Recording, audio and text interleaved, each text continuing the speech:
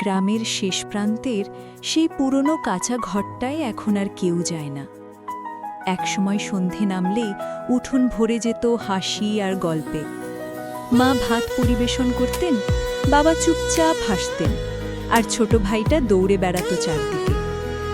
আজ সেই উঠোনে শুধু শুকনো পাতা উড়ে বেড়ায়। বাবা চলে গেছেন বহু আগে।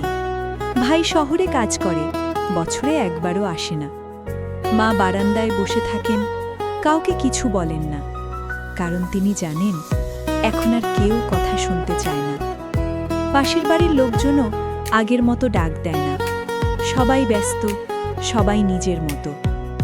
এই ঘরটা এখনো দাঁড়িয়ে আছে, কিন্তু ঘরের ভেতর যে সম্পর্কগুলো ছিল সেগুলো আর নেই। কেউ ঝগড়া করে না, কেউ হাসে না, কেউ কথা বলে না, শুধু নীরবতা